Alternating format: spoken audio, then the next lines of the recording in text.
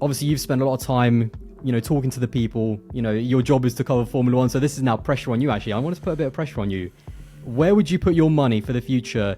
Out of these teams, which one do you think is going to win the championship first? Ferrari, Mercedes, or Aston Martin at this stage of 2023? It's a bit conservative. I'll go Mercedes just because I do think that in terms of an actual championship, I think Aston Martin need to do more and have more in place to be able to do that. Whereas Mercedes have everything in place already, there is just a knowledge gap. And the question for Mercedes is whether that knowledge gap is catchable or not, whether that can be eradicated. With Aston Martin, there's the additional question mark of, look, they've brought in some amazing people from Red Bull and Mercedes and other teams. Have they just amalgamated a bunch of excellent existing ideas? Can they turn that into creating an original excellent Aston Martin idea? That's the question mark for the next few seasons. Whereas Mercedes, we know that if they've got the right idea, they've got everything else in place. So there's just fewer question marks there. They're an 8-time World Championship team, and they also have a stunning driver lineup. I have to be careful, my British bias is showing. But I think they will... I just see more... Like, Aston Martin, I think, are putting together the ingredients to win a championship in 3 to 5 years. Whereas I see Mercedes as having the ingredients to win the championship again in the next 3 years. And Ferrari is Ferrari. I think it's... And you actually wrote an article about this. I mean, Aston Martin, it almost feels like 2023 has come a year or two early. It's kind of crazy. This is... I think even Fernando said that. Yeah. He expected maybe for something like this next year. So it does seem like Aston Martin almost seems like it's just a little bit too quick for them, but they are making incredible kind of, incredible kind of progress, I should say, in terms of where they are. But when it comes to Mercedes, I do feel like the drivers are still there. The quality of the team as well, and this is something more to do with the Ferrari, like the people at Mercedes, the team on the ground, the strategists, also in terms of like the pit crew as well, everyone, the leadership as well, everyone is there ready for the right car. Lewis is ready, of course. He's still got the quality, in my opinion, to at the very least challenge for a world championship. I think Georgia is one of the most hungry drivers probably to get anywhere near a title winning car. But when you then look at the Ferrari side, again, I found it amazing that kind of you didn't even mention them, and it's strange because last year, again, let's quickly reverse 12 months ago.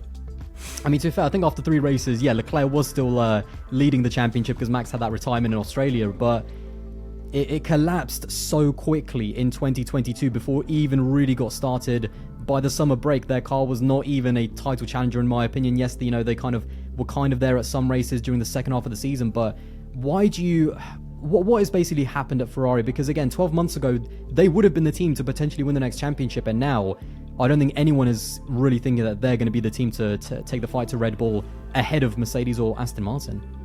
Well, they just have a history now of just not capitalising. They can't. I mean, there's a well-trodden kind of path with Ferrari that they can potentially start a season well, but they do get lost during the year. That they either don't develop the car strongly enough, they have reliability problems, they make strategic errors, the driver makes errors. And actually, I could be describing any one of the last 3 seasons in which Ferrari's failed to put together a championship bid. So 17, 18 and 22.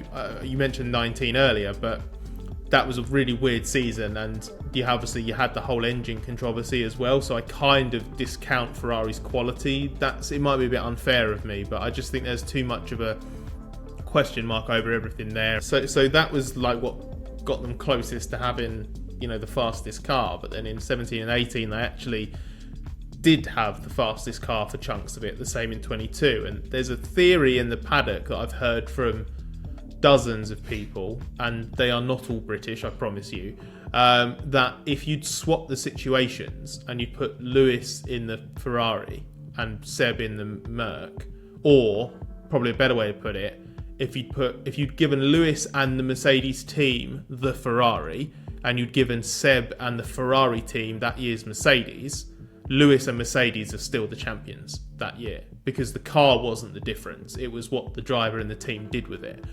So Ferrari's just got this habit of underachieving, and I think obviously, like if I knew exactly what it was, I'd be making a fortune telling them. I'd be on a consultancy gig to end all consultancy gigs there. I really liked what you could hear coming when Louis Camilleri in particular was the CEO, and that was, when Matteo Binotto was the team principal. They had a great relationship, and they were often very aligned about what the team needed to be, which was needed to be a young team that then matured over time and saw it as a long-term project. And it was always meant to be, at some point between 22 and 26, Ferrari would win a title.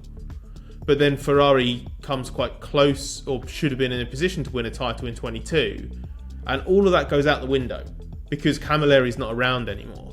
And there's new people in charge. And there's a suggestion that Binotto's not aiming high enough. He's just treating 22 like a bit of a free pass. It doesn't matter if they don't do very well. It's all about the future. And all of a sudden, they seem to eat themselves from the inside. And there's an implosion. And all of a sudden, this huge opportunity to win's out the window. And they're doing even worse now this year. So their trajectory is going in the wrong direction. And I just have a huge amount of, as much sympathy as I can ever have for a millionaire who races a Formula 1 car for a living, I do have a huge amount of sympathy for Charles Leclerc at the moment. Because if I look at those drivers that are on the grid now, Russell is probably the other one. But I don't see any other driver for whom I think it would be as big an injustice if their ability didn't get matched with a car that's capable of fighting for the title at least once. Leclerc has to have that once in his career. And if I were him, I would not be rushing to sign a new Ferrari contract. I just wouldn't. I think the long-term contract he did before to take him to the end of next year was absolutely the right thing to do for a young driver positioning himself as the future of Ferrari. They have had enough time since he did that new deal towards the end of 2019 to prove to him whether or not it's capable of actually giving him a title challenging car. And I think the evidence is overwhelming now that it can't. I think he should be waiting to see if Lewis retires or something else happens somewhere else for him to move on. Because if he finds a better option, I think he should take it.